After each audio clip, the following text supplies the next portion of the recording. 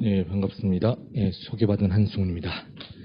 좀 더 이제 넓은 의미에서 어떤 성지, 일반적으로 성지라고 하고 저는 순례지라고 하는 용어를 좀 더 선호하고 있는데요.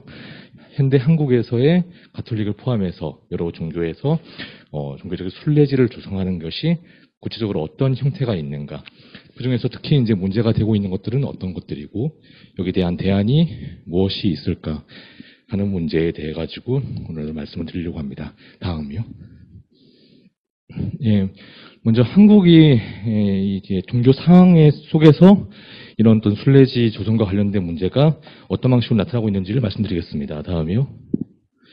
음, 한국을 다종교 상하에 있다고 하지요.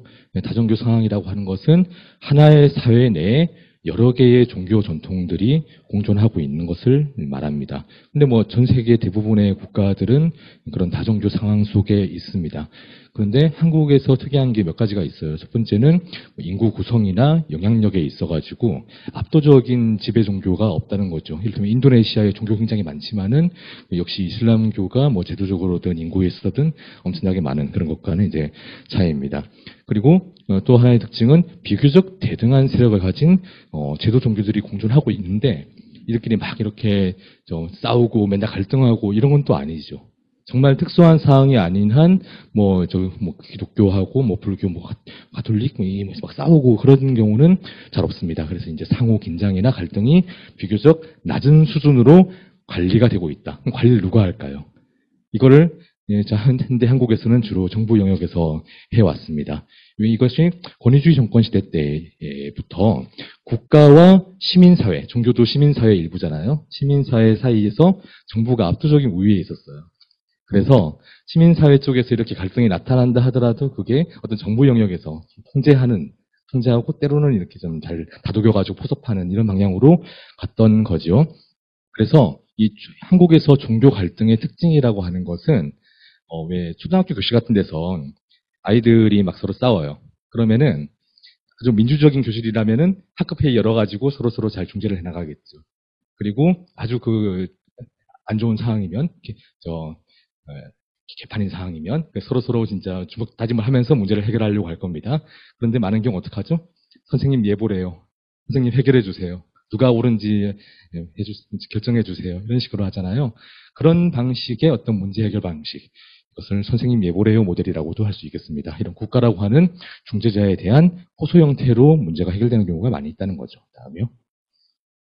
이 장소를 둘러싼 순례지 공간을 둘러싼 갈등도 마찬가지입니다. 이 문제에 대해 가지고 지금까지 주로 이제 종교계 성지화 사업에 대한 거라고 했는데 성지 개념 조금 쓰는 게 조심스러울 때가 있습니다. 왜냐하면은 저희는 이제 종교학을 전공하는데 종교학 일반에서 어떤 성스러운 땅, 성스러운 장소를 이야기할 때 성지하고 지금 가톨릭에서 성지화를 한다고 할 때 성지, 그리고 불교 내에서 예를 들면 33 관음 성지, 이런 거 얘기할 때 성지랑은 굉장히 다른 의미거든요. 그런데 이게 막 섞이다 보니까 서로 오해가 되고 소통이 안 되는 경우가 많이 있을 것 같아요. 그래서 굉장히 건조하게, 감사합니다. 그러니까 사람들이 종교적인 의례를 하고 신심을 키우고 하기 위해서 나는 서로 방문하고 기념하는 그런 장소를 순례지라고 하고요. 이 순례지 공간을 만들어가는 과정에서 일어나는 여러 가지 이런 갈등이라든지 문제점들을 다뤄보면 좋겠다는 생각을 합니다. 여기서 이제 관련되어 있는 사람들, 행위자들은 이런 사람들이죠. 일단 중앙정부가 있고요. 점점 이 지방자치단체가 굉장히 중요하게 행위자로 들어가고 있습니다. 그리고 그 지역에 살고 있는 지역 주민들도 있죠.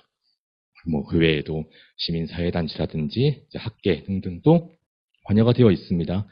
특히 이제 2000년대 이후에 이제 종교학계 내에서 각 종교의 성지 현황이라든지 조성, 그리고 성지화와 관광 산업의 문제, 그리고 문화정책 분야의 관계 이런 것들을 많이 다뤄가지고 이미 2019년에 다음에 강연해 주신 이창희 선생님이 주도하셔가지고 이런 굉장히 충실한 보고서가 하나 나와 있습니다. 나중에 혹시 공유가 되시면 함께 살펴보셔도 좋을 것 같습니다. 이 문제에 대해 가지고 저는 크게 세 개의 좀 키워드를 가지고 이야기를 하려고 합니다. 하나는 성역화, 하나는 순례길, 그리고 공공성지라고 하는 겁니다.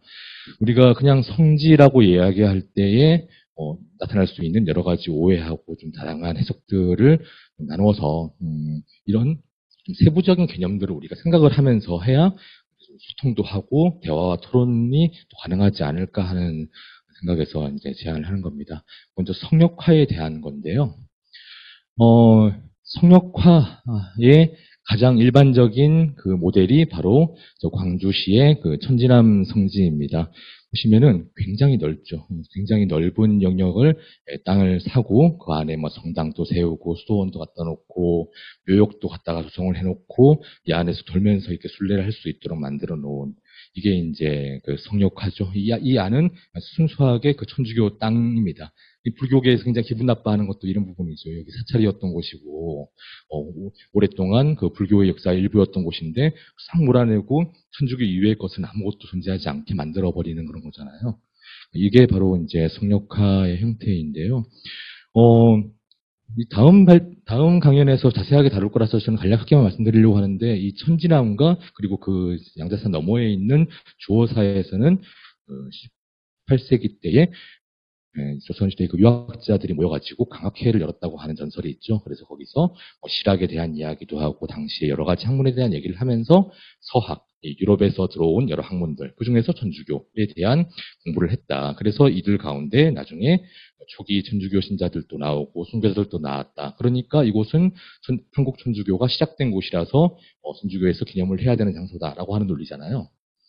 그런데 이 강학회 장소가 사실은 굉장히 좀 애매한 점이 있습니다. 이거 역시 다음 강연에서 자세하게 말씀을 드리겠지만은 강학회 장소는 다들 그 주호사라고 알고 있습니다. 지금 여주에 그 산속에 그냥 절터만 남아 있는 주호사라고 알고 있었는데, 그리고 천지남은 이 절을 천주교에서 처음 주목했을 때도 20세기에도 절의 흔적도 남지 않은 다 논의되어 있어가지고 어디 있는지도 알 수 없는 그런 장소였어요. 그런데 왜 주호사가 아니라 천지남이 저렇게 커다란 성지로 개발이 되었느냐? 굉장히 현실적인 이유가 있습니다. 천주교가 이제 여기에 커다란 대규모의 성지를 만들고 대성당을 지으려고 하다 보니까 주호사 쪽은 가보시면 아시겠지만 굉장히 지대가 좁아요. 산속에 있고 산에 있고 그 아래에도 뭘 크게 지을 수 있는 그런 장소가 별로 없습니다. 근데 천지남 일대는 어떤가 하면은 절이 있었는지 없었는지 모르겠는데 굉장히 작은 터 하나 남아 있고요. 그 밑은 다 저 농지였어요. 그래서 그 농지를 굉장히 싼 값에 수용을 하면은 엄청난 규모의 대성당을 지을 수가 있었던 거죠. 그래서 이런 대규모의 어떤 테마파크 같은 순례지를 만드는 데 있어가지고 천지남이 입지 조건이 너무나 좋았던 게 굉장히 큰 요인이었던 것 같습니다. 특히 주호사지 같은 경우는 국유지였기 때문에 수용하는 데 있어서 실질적인 한계도 있었고. 그래서 지금 천지남 쪽에서 내려온 거의 책장 하나짜리 엄청난 그 자료 모음이 있거든요. 천지남 그 성역화와 관련되어 있는 자료 모음이 있는데 그 중에 상당 부분이 뭐냐면은 천지남 일대 그 농지 수용할 때 그 주민들하고 뭐 소송 걸리고 그 어떻게 보상해주고 하는 그런 내용들로 들어와 있습니다. 그러면서 주호사가 아니라 역사적으로는 좀 더 강학회가 있었을 법한 주호사가 아니라 천지남 지역을 중심으로 하는 성역화 작업이 시작이 되었던 겁니다. 여기서 사용하는 용어가 바로 천지남 성지 성역화라고 하는 단어예요. 저는 여기 좀 주목을 하고 있는데요. 일단 먼저 땅을 사고 건물 짓기 전에 먼저 성지순례부터 합니다. 왔다 갔다 하면서 성지순례를 하고 그 다음에 그 여기서 처음에 모여서 공부를 하면서 서학을 학습했다고 하는 그 창립 성조 5사람의 유해를 다른 지역에 있던 것들을 이렇게 이장을 해오는 그런 작업을 하면서 조금씩 이곳을 성스러운 땅으로 만들어가는 겁니다. 그런데 그 과정에서 당연히 그 지역 주민들하고의 충돌이 있었습니다. 당시 그 주민들의 인터뷰가 최근에 이제 언론에 실린 게 있는데요. 이런 증언을 하네요. 당시 주민인데 표천면에서 지금 천지남 성지 있는 지역이거든요. 천주교는 신이었다. 그래서 시골 사람들이 농락을 당했고 성역화한다면서 인근 모든 땅을 다 사가고 원주민을 나가라고 떠미니까 발붙이고 살 수가 없었다라고 하는 그런 이야기. 그리고 아래쪽에 있는 건 최서구 신부님이라고 이분은 천지남 성역화에 대해서 반대 입장을 펼쳤던 그 신부님이고 교회사 연구자입니다. 이분은 이제 뭐라고 얘기하냐면은 천지남이 아니라 주호사가 그 강학회가 있었던 장소고 지금 천지남에 세워진 기념비에 주호사라고 관련된 글자들은 전부 다 지워놨더라. 이거는 의도적으로 주호사에 대한 역사를 없애버리고 천지남의 어떤 그 천주교 창설과 관련되어 있는 모든 기억을 의미를 집중시키려고 하는 노력이다라고 하는 겁니다. 여기서 이제 두 가지 차원에서 어떤 독점의 욕구가 나타나고 있는데요. 첫 번째는 그 지역에 원래 살고 있던 사람들을 쫓아내요. 이 성역화에 있어서 대단히 중요한 작동입니다. 그 지역을 깨끗하게 만드는 거예요. 그 종교 이외에, 단일한 의미 이외에 다른 것들은 없애버리죠. 그리고 경쟁적인 장소, 주어사에 대한 것들을 또 지워버리죠. 한 가지 의미만 남기고 거기에 전적으로 집중하게 만드는 것. 이게 성역화 유형의 순례지 조성을 하는 핵심적인 방법입니다. 아까 제가 성지 개념 별로 마음에 안 들어한다고 말씀을 드렸잖아요. 이게 천주교 내부에서 많이 나왔던 얘기입니다.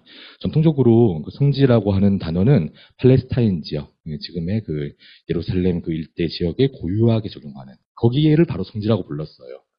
그리고 가톨릭 교회법에는 또 성지라고 하는 단어가 없습니다. 순례지에 대한 규정만 있는데 한국에서는 이 순례지라고 하는 단어를 그냥 성지라고 쓰고 있어요. 그래서 지금 한국 천주교에서는 이왕이 이렇게 쓰고 있으니 뭐 순교지라든지 순교자들의 묘소 같은 유적지 그리고 천지남 주어사 같은 네, 감사합니다. 교회 사적지까지도 성지라고 하는 용어로 개발을 하고 있고요. 그래서 전국에 어디 가시나 고속도로 타고 가시다 보면 보이는 여러 천주교 성지들이 이런 식으로 교회법에는 순례지라고만 되어 있지만은 이것을 성지라는 용어로 그냥 관용적으로 허용을 하고 있는 그런 차원입니다. 하지만 우리가 이렇게 좀 객관적으로 살펴볼 때는 성지라고 하는 개념은 좀 저는 안 쓰는 게 좋을 것 같아요. 이런 현상에 대해서 이야기할 때는. 근데 그렇다면 이제 성역화는 뭐냐면 이건 실제로 쓰고 있는 단어거든요. 근데 이게 20세기 전반, 1960년대 이전까지의 한국어 문헌에서는 지금 우리한테는 익숙하잖아요. 뭐 어디를 성역화한다라고 하는 거. 그 말이 잘 등장을 하지가 않아요. 저는 이거 그래서 일제시대 때 기록 같은 것도 찾아봤는데 의외로 잘 안 나오더라고요. 그래서 이게 대체 어디서 나왔는가 좀 찾아보게 되었습니다. 이제 가톨릭 교계 매체에서 이 천지남 이전에 1970년대 때 양화진에 지금의 절도산 성지 조성할 때 이 성역화라고 하는 용어를 먼저 쓰더라고요. 그리고 그보다 조금 전에 불과 몇 년 전에 정권에서 먼저 씁니다. 박정희 정권에서 1960년대 때 후반에 현충사 그 이순신 장군 그 사당이죠. 현충사 성역화 5개년 계획이라고 하는 것을 발표를 해요. 그래서 그 이전에 그 문중에서 갖고 있던 그런 건물들이라든지 나무 같은 것들, 그 사람들 좀 살고 있는 그 거주지들 다 밀어버리고 깨끗하게 새로 휘황찬란한 건물 짓고 나무도 새로 심고 하는 길 닦고 하는 그런 사업을 합니다. 5개년 계획 이런 거 군사정권 되게 좋아하죠. 그리고 그 현충사 이후로도 행주산성이라든지 뭐 충렬사 700의총 세종대왕릉 저기 낙성대 이런 뭔가 호국과 관련되어 있는 것들 국가에 대한 충성과 관련되어 있는 여러 장소들을 이런 식으로 성역화 사업을 한다고 하면서 개발을 하는 게 끊임없이 이어져요. 이런 것들을 국가주의적인 세속 종교라고 하죠. 이제 그런 종교 교단이 있는 게 아니라 국가가 말하자면 교회가 되어가지고 그 국가에 대한 충성을 강조하도록 하는 여러 장소들을 성스러운 땅으로 만들어 나가는 그런 겁니다. 그래서 이런 전체주의 국가에서 한국만이 아니라 전쟁 영웅이라든지 순국 영령 이런 것들을 숭배하는 아주 전형적인 형태를 보여주는 게 바로 이 순역화 형태의 순례지 조성이었던 겁니다. 다들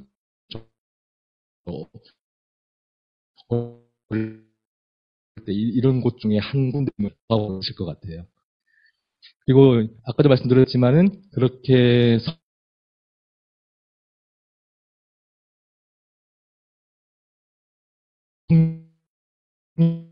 역할을 하는 데 있어가지고 중요한 게 정화 깨끗하게 하는 거예요.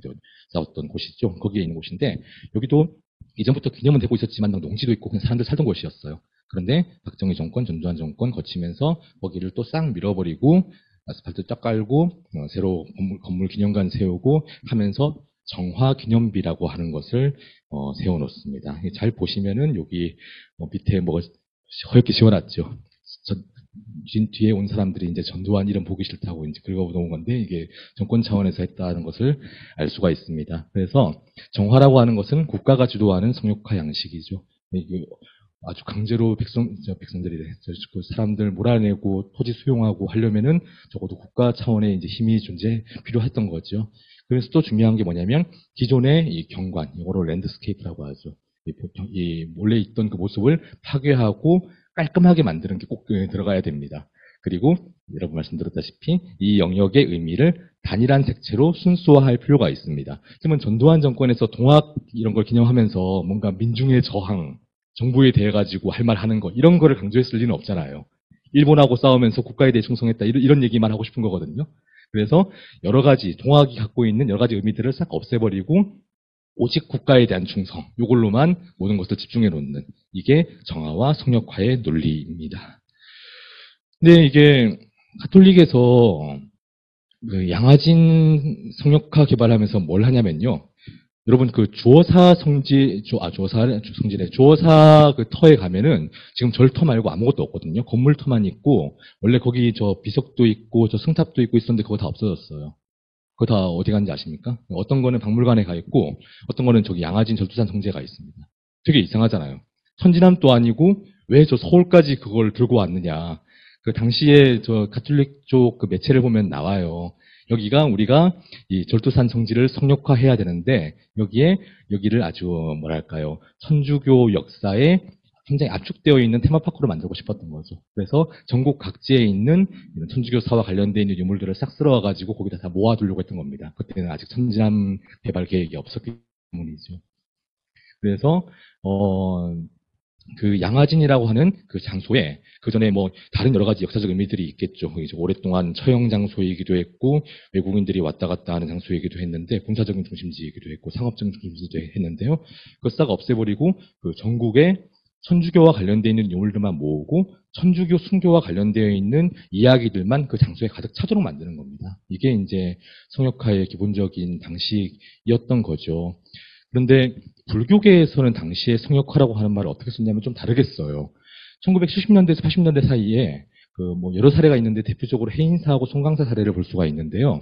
국가에서 국립공원이라고 하는 걸 지정을 하고 그 사찰 일원을 공원화하려고 하는 일을 그때 활발하게 하죠.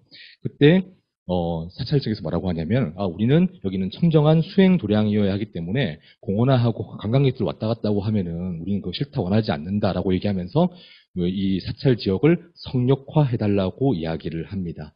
여기서 성역화는 뭘 건물을 짓고 원래 있던 사람도 쫓아내고 하는 그런 의미는 아니죠. 공원화의 반대말입니다. 공원화의 반대말이고 그래서 뭔가 저기 세속적인 권력이나 아니면 어떤 상업적인 자본 같은 게 들어오지 못하게 하는 원형 유지 요구로서의 성역화람론이 먼저 나왔는데요.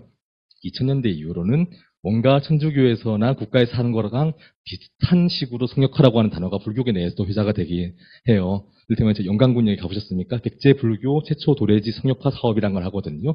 그 백제 시대 때 그 마라난타가 처음으로 한반도에 들어가가지고 불교를 전파했다라고 하는 그 지역에 아주 이제 또 토지 수용하고 길 닦고 건물 짓고 아주 좀 인도풍의 여러 가지 기념물들을 만드는 천지남 성지 비슷한 그런 성역화 작업을 하죠. 이게 국가 종교적인 성역화 모델을 불교계에서는 잘 안 했는데 이게 좀 하고 있는 모양이에요. 그리고 여기에 또 안 실었는데 지금 불교계에서 크게 하고 있는 성역화 이름 붙은 사업이 하나 더 있죠. 대한불교 조계종 총분산 그 성역화 사업이라는 걸 하고 있습니다. 그러면서 기존에 이런 상가 같은 것들 이제 밀어버리고 또 깔끔하게 만들려고 하잖아요. 저는 불교계가 이전까지 성역화라고 하는 말을 어떤 방식으로 사용을 해왔는지 하는 역사를 좀 돌아보면서 이걸 좀 성찰적으로 접근할 필요가 있다고 생각을 합니다. 자, 두 번째는 성역화 다음에 두 번째는 순례길이라고 하는 겁니다. 지금은요, 천지남 성지처럼 커다랗게 뭐 땅 사가지고 대규모의 테마파크 같은 성지 만들고 이런 거 잘 안 하거든요. 굉장히 해도 소규모로 하죠. 대신에 뭘 하냐면 순례길이라는 걸 많이 해요. 이 성역화 모델하고 순례길 모델의 그 순례지 조성 방식을 비교를 해보면요. 성역화는 특정 제도 종교 조직이 독점을 해요. 그런데 순례길이라고 하는 것은 중앙, 지방정부하고 그 안에 있는 종교단체들이 공동으로 참여를 합니다. 그리고 성역화는 일정한 부지를 다 사고 건물 짓고 기념물 같은 거 이제 짓는 방식이면은 순례길은 뭐냐면 점을 여러 개 찍어가지고 그걸 연결합니다. 그래서 이 장소는 뭐 예를 들면 불교에서 의미가 있는 거고 여기에는 뭐 천도교에서 의미가 있는 거고 여기는 뭐 개신교에서 의미가 있는 거고 이건 그냥 역사적 의미가 있는 거고 이렇게 왔다 갔다 할 수 있도록 그냥 길을 만들어주는 그런 방식의 사업을 순례길 사업이라고 합니다. 그래서 성역화가 면으로서의 성스러운 영역을 만드는 거라고 한다면은 순례길은 선으로 연결한다는 특징이 있습니다. 그리고 성역화가 독점적이고 배타적인 남의 것들을 안 들어오게 하는 그런 공간 구성을 한다면은 순례길은 기존의 그냥 종교적 상소들을 원래 갖고 있는 곳들을 정비하는 것으로도 가능합니다. 그리고 성역화에는 갈등 해결하고 땅 사고 하는 굉장히 많은 비용이 요구가 되는데 순례길은 뭐 그런 거 없죠. 종교 소속에 관계없이 방문자를 유치할 수가 있습니다. 이런 거 되게 많이 하거든요. 충남의 그 내포문화권이라고 하는 곳에도 여기는 테마별로 여기는 천주교 순례 테마, 여기는 뭐 저기 불교 뭐 원효 테마, 뭐 여기는 저 동학농민전쟁 테마 이렇게 해서 여러 개의 루트를 만들어놨고 전라북도 같은 케이스가 재미있는데 여러 종교들의 성지를 두루두루 방문하는 방식으로 구성이 되어 있어요. 그래서 이런 경우는 어느 정도 공익적인 성격이 있기 때문에 지방자치단체나 아니면은 뭐 관광공사 같은 데서도 많이 좀 지원을 해줄 때 부담이 없는 편이죠. 특정 종교의 성역화를 정부에서 뭐 지원을 해준다거나 하는 건 좀 힘들지만은 이렇게 그냥 길을 놓겠다라고 하는 거라면 이거는 좀 공적인 가치가 있는 걸로 파악될 수가 있었던 것 같습니다. 이게 바로 이제 순례길 유형의 강점인데요. 일단은 경제적인 이익이 있어요. 천지남 성지 같은 거 만들어 놓으면 천주교 신자들만 가는데 이렇게 관광산업하고 연결을 시켜놓으면요. 관광자원이 개발되고 그래서 그 지역을 방문하는 사람들이 지역이나 국가 경제가 활성화되죠. 이렇게 그리고 천지남 성지 같은 경우에 가면은 오후 5시 땡 치면은 문 닫거든요. 함부로 이제 못 들어갑니다.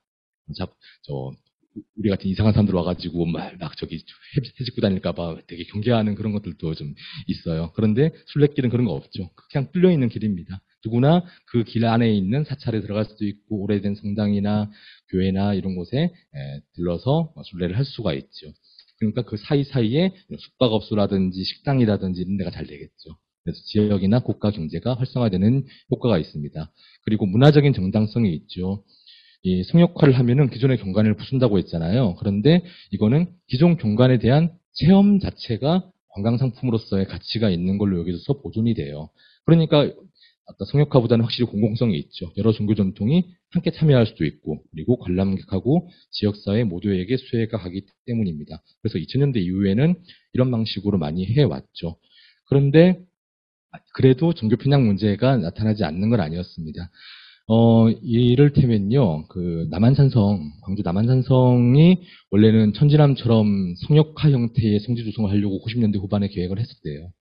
그런데 이게 지금에 와가지고는 업도 굉장히 많이 정비가 되고 땅값도 많이 높아졌기 때문에 옛날처럼 이렇게 땅 뺏어가지고 밀어버리고 뭐 짓고 이렇게 하긴 되게 어렵거든요. 발굴도 해야 되고 문화재 지정도 되어 있고 해서 그래서 전환한 게 순례길로 전환을 했어요. 그래서 남한산성, 천지남, 주어사 그리고 그 사이에 종교와 관련 없는 몇 개 장소들 찍어 넣어가지고 순례길을 조성하는 방식으로 광주시하고 협약을 해서 하는데 여기서 저기 천주교 수원교구가 많이 이제 개입을 하게 됩니다. 그래서 순례길이라고 하는 게 확실히 그냥 성역화하는 것보다는 공공성이 있다고 말씀을 드렸지만은 여전히 좀 종교 단체 측에서 개입을 하고 많이 영향력을 행사하려고 하면은 얼마든지 또 할 수 있는 그런 여지도 있다는 걸 알 수가 있습니다. 공공기관이 이렇게 특정 종교 테마와 관련되어 있는 관광 상품을 개발을 지원하는 것은 굉장히 흔히 있는 일이에요. 특히 2000년대 이후에요. 특히 아까 잠깐 언급했던 33 관음성지 같은 경우에 이제 조계종 불교문화사업단에서 제안을 했고 한국관광공사가 또 공동으로 좀 개발을 했습니다. 그래서 그 스님들 다 모시고 가가지고 일본에서 그 관음성지라고 하는 거 여기저기 지역에서 많이 만들고 있으니까 그것도 견학을 하고 어떻게 이거를 한국적인 상황에 연결을 시키고 이렇게 해서 일본의 불교 신자들을 관광객들이 많이 유치할 수 있을 것인가 하는 식으로 이제 그래서 템플스테이하고 마찬가지로 이것도 굉장히 많은 국가의 지원이 들어간 사업이었어요. 그리고 한국의 개신교의 평양 대부분 100주년 맞아가지고 이제 개신교 성지라고 하는 건 굉장히 낯선 개념인데 이제 그런 것들도 만드는 것들도 국가에서 또 많이 지원했던 거를 확인할 수가 있습니다. 아까 말씀드렸다시피 남한산성이 원래 성역화하려고 했다가 순례길로 전환이 된 케이스거든요. 당시에 성역화를 계획했던 그 신부님의 발언을 좀 모아봤어요. 뭐라고 하냐면 남한산성 순교 성지는 성 전체가 남한산성 그 넓은 성 전체가 순교자들의 피해로 물들어 있으므로 성이 곧 하나의 무덤이다. 그래서 이 남한산성 통째로 다 성역화해야 된다라고 하는 그런 입장이었습니다. 하지만 잘 안 됐던 이유도 밑에 나오죠. 왜냐하면은 건물 짓거나 뭘 한다거나 할 때 여러 가지 규제가 있어요. 당연하죠. 저 문화재 지정돼 있고 한 데니까. 그런데 그걸 다 악법이라고 불러요. 그래서 여기 십자가 세운 거, 현양비 세운 거, 제대 세운 거 다 불법입니다라고 스스로 말씀을 하고 계세요. 그래서 법을 어겨가면서 해야 겨우겨우 성지 비슷한 것을 만들 수 있는 그런 상황이었던 거죠. 이런 환경이었기 때문에 더 이상 현재 와가지고는 그런 천지랑 성지 같은 대규모 성역화는 잘 안 될 거예요. 저 주어사 같은 경우도 뭐 여건이 아마 안 될 겁니다. 의지가 있다 하더라도. 그래서 그 부분에 대해 가지고는 조금 염려하지 않아도 될 것 같다는 생각이 드는데, 왜 이런 순례길이라고 하는 거 이렇게 들으면 굉장히 좋은 방식 같은데 관광 사업도 되고 각 종교들도 행동하게 참여할 수 있고 그럴 것 같은데 왜 문제가 되냐면요. 지금 보여드리고 하는 것은 2005년에 한참 지방자치단체들이 지원을 해가지고 종교와 관련되어 있는 순례길들 많이 만들 때 나온 논문이거든요.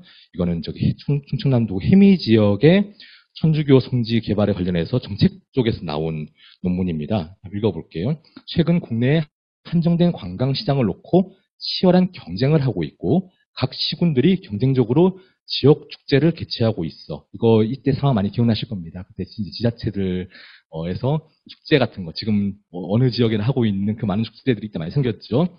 관광 자원을 차별화하지 않고서는 경쟁 시장에서 살아남을 수 없다. 그래서 해미읍성의 경우에는 읍성으로서의 가치도 있고 병영으로서의 가치도 있고 천주교 역사 자원으로서 가치도 있는데 읍성은 전국 어디 가나 많이 있다는 거예요. 병영 이것도 지역마다 하나씩 있죠. 그런데 천주교 역사 자원이 이렇게 모여 있는 건 여기밖에 없다. 그래서 표적 시장을 분산하는 것보다는 이 틈새 시장을 딱 들어가지고 천주교 역사 자원지로서 특화할 필요가 있다. 이걸 경제학적으로 비교 이론이라고 하죠. 다른 데하고 경쟁해가지고 내가 많이 경쟁을 하거나 2등, 3등 할 것 같으면 그걸 포기하는 거예요. 대신에 무조건 내가 1등 한다 하는 분야만 집중적으로 투자하는 걸 비교 이론이라고 합니다. 이런 방식으로 이 해미 읍성 같은 경우는 읍성 가치 이런 것보다는 천주교 성지라는 걸로 밀어붙여야 요래야 관광객이 찾아온다라고 하는 그런 정책적인 제안이에요.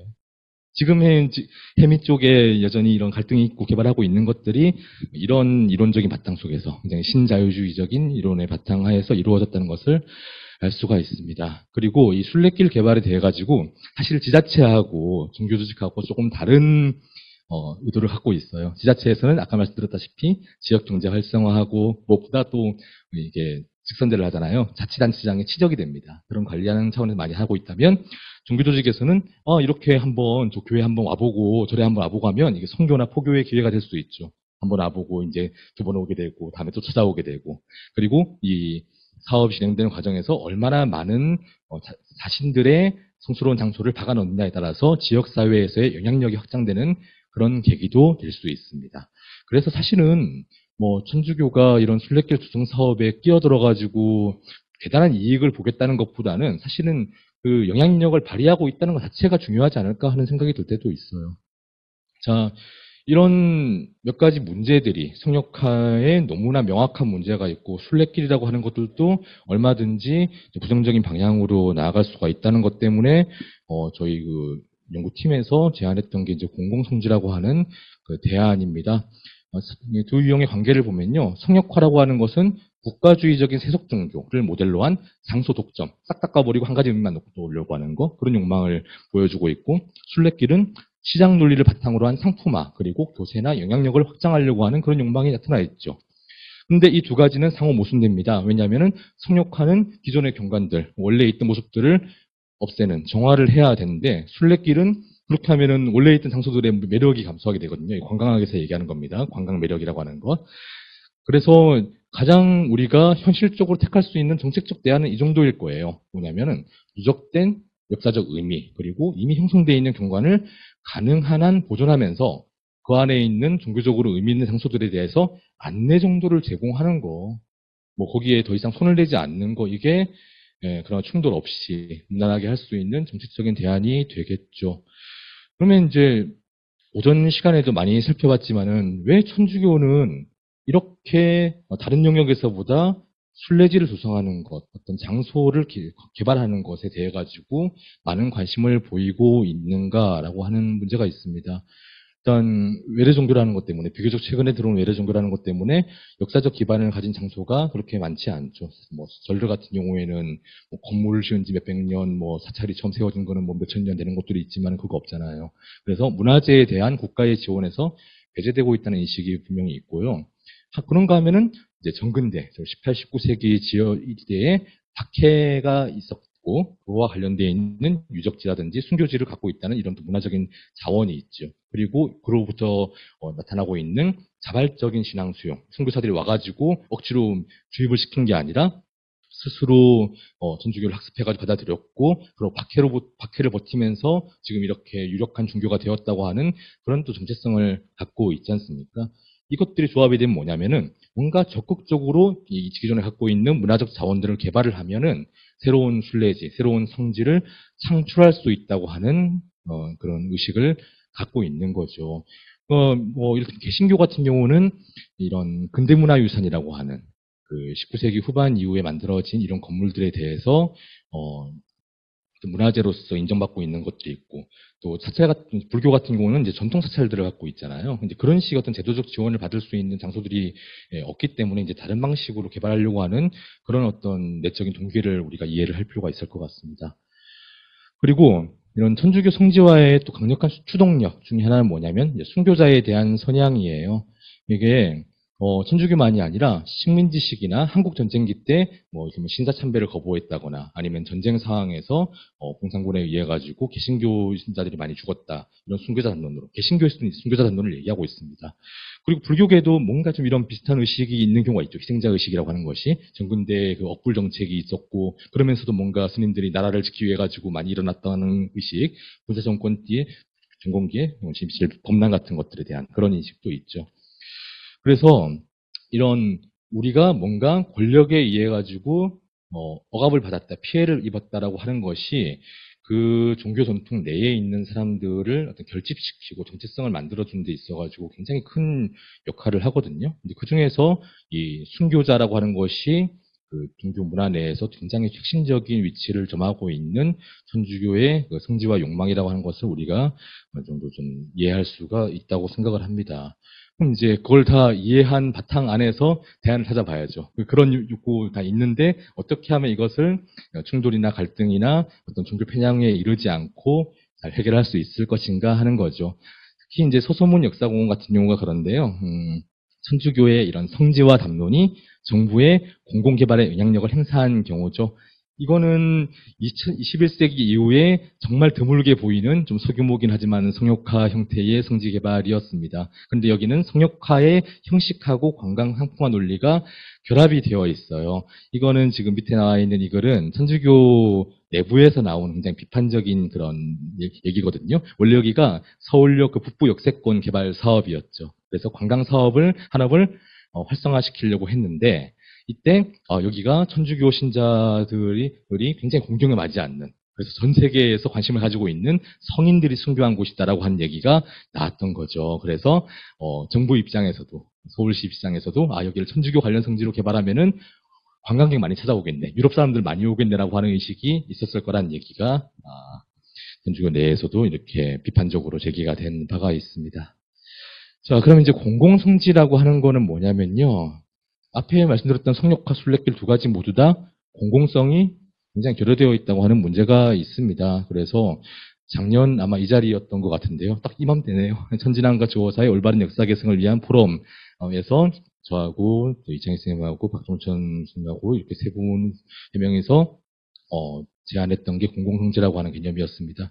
그때만 해도 아이디어가 그렇게 구체적이지도 않았고 사실은 얘기하고 있는 사람들도 조금씩 다른 방식으로 쓰고 있어가지고 좀 정리가 안 되긴 했는데요. 일단 저는 이렇게 생각합니다. 공공성지라고 하는 것이 단순히 여러 제도 종교들이 공유하는 성스러운 장소라고 하는 의미는 아닌 것 같아요. 예를 들면 예루살렘에서 하나의 건물을 두고 이슬람하고 그리스도교하고 유대교가 함께 뭐 관리하는 거 그런 거는 공동성지죠, 그냥. 여러 종교 전통이 하나의 장소를 함께 관리하고 서로 개입하지 않는 거, 이게 이제 공동성지라고 한다면, 공공성지는 사실 좀 이상한 말인데요. 저는 이제 주호사가 그런 아이디어를 좀 발전시켜 나가는 데 있어가지고 굉장히 좋은 상징적인 장소가 될 수 있다고 생각합니다. 지금 주호사 터에 가면은 요런 거 많이 걸려 있잖아요. 개인적인 소원 걸어 놓으신 분들도 있지만은 요게 아마 그냥 디폴트로서 많이 걸려 있을 텐데, 보세요. 불교적인 사찰 장소에서 유학자들이 모여가지고 공부를 했고, 거기서 이제 천주교가 발견되었다라고 하는 주호사의 굉장히 아름다운 그 이야기죠.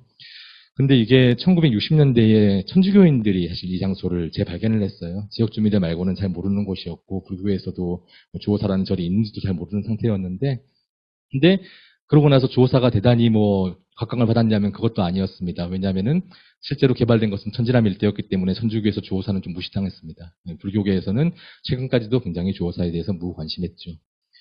그래서 주호사가 참 독특한 게 유교, 불교, 그리스도교 모두와 조금씩은 관련되어 있는데 동시에 제도적으로는 모두와 무관한 굉장히 이상한 장소가 되어 있습니다. 그리고 저희가 이 주호사에 관련된 프로젝트를 진행하면서 현지에서 활동을 하고 있는 그 지역의 활동가들하고 이제 만나고 하면서 저 어떤 얘기를 많이 들었냐면요. 주호사를 여기에 절을 다시 짓는다거나 아니면 천주교 성지가 된다거나 그런 거는 외적인 형태는 아무래도 좋은데 그게 문제가 아니라 모든 종교인들이 편안하고 자유롭게 와서 각자 종교의식을 거행하고 기도할 수 있는 분위기. 한국에 그런 거 잘 없잖아요. 그런 걸 할 수 있는 것을 만들고 그리고 현재 상태를 최대한 훼손하지 않고 발굴을 하고 보존해 나가는 게 좋겠다. 저는 좀 비현실적이라고 생각해요. 왜냐하면 거기 건물터 말고 아무것도 없거든요. 원래 천주교 쪽에서 가져간 것들을 제자리에 갖다 놓으면서 이제 좀 기념할 수 있는 물건들을 놓는다거나 하는 그런 정도의 방법이 있겠죠. 그리고 이거 비공식적인 얘기고 아주 소수 의견이긴 한데 천주교 신부님들 중에도 이런 의견을 갖고 계신 분이 있었습니다. 제가 만나본 분들 중에서요. 자기가 결정할 수 있다면은 그 조사지 주변에 그 천주교 복자 수도에서 갖고 있는 땅이 있거든요. 거기서 절을 지어서 불교에다가 기부를 하면 좋겠다. 그래서 거기서는 이제 사찰로서 기본적으로 운영을 하면서 어떤 사람들이든지 특히 학자들이 와가지고 마치 그 18세기 때 주호사 강학회처럼 자유롭게 여러 가지 토론도 하고 학술 행사도 할 수 있는 그런 곳으로 만들어 나가면은 단순히 외적인 원형을 복원하는 게 아니라 이 장소가 갖고 있는 의미도 살릴 수 있는 그런 길이 아니겠느냐 이런 의견 들었거든요. 저는 굉장히 이상적인 방법 중에 하나라고 생각합니다. 하지만 이런 게 이제 소수 의견이라고 하는 게 문제죠. 그리고 이거는 아까 말씀드렸던 그 해미읍성의 그 천주교 성지 개발에 대해 가지고 그쪽에 어느 절이죠? 허정 스님 계시죠? 이분이 그 대전 교구장에게 보낸 공개 서한입니다. 이거 굉장히 저는 감동 깊게 봐가지고 몇 구절 소개해드리려고 갖고 왔어요. 여기를 해미읍성을 자꾸 천주교 성지 이렇게 개발하려고 하지 말고 좀 그대로 둬라라고 하면서 이렇게 호소를 하고 계십니다. 해미읍성은 공동체 문화가 꽃피울 수 있는 광장이다. 지금 현대 사회가 개인화 고립화되고 있는데 이런 공동체 문화를 재현하는 장소가 될 수 있다. 두 번째는 종교 화합의 장소로 사용되어야 한다고 주장을 하십니다. 그런데 그 종교 화합의 장소가 불교, 천주교, 기독, 개신교 같이 잘해보자 이런 얘기 아니에요. 잘 보세요. 돌로 만든 미륵불이 사방에 풍수의 원리에 따라서 세워져 있다. 이거는 사실은 불교도 관련돼 있지만 민속종교 관련돼 있죠. 이런 얘기들이 언급이 되고 있고요. 그다음 마지막으로 천주교 박해 현장이지만 유교 조선시대 때 만들어졌기 때문에 유교의 흔적도 많을 것이다. 그래서 불교, 천주교, 유교가 중첩되어 있는 장소다. 이거 주호사랑 또 이제 비슷한 점인데요. 우리가 유교를 이제 현대 사회에서는 종교로 잘 안 치기 때문에 잘 생각을 못 하는데 불교, 천주교가 부딪힌다. 혹은 불교, 개신교가 부딪힌다고 하면은 그냥 갈등밖에 안 보이는 장소인데 거기 유교나 이런 어떤 민속 종교 아니면 다른 어떤 역사적인 맥락이 들어오면은 의외로 잘 해결될 때가 있어요. 이게 원효의 논법에서 많이 나오는 거거든요. 두 가지가 충돌하고 갈등되는 것처럼 보이면은 제3의 것 아니면 더 넓은 시각에서 좀 한 발짝 멀리 떨어져서 보면은 사실은 하나로 통합될 수 있는, 융합될 수 있는 불교적인 용어로 회통될 수 있는 어떤 여지가 보일 수 있다라고 하는 겁니다. 그래서 직접적인 충돌이 되고 있는 불교나 천주교 이것만이 아니라 다른 장소에 대해서도요. 뭐 유교라든지 민속문화라든지 다른 어떤 역사적인 맥락도 함께 보면은 뭔가 좀 대안이 보이는 경우도 있지 않겠느냐. 그런 것들이 어떤 공적인 공공성지로서의 가치를 보일 수 있지 않겠는가 하는 것을 제안을 합니다. 이것으로 강연 마치겠습니다. 감사합니다.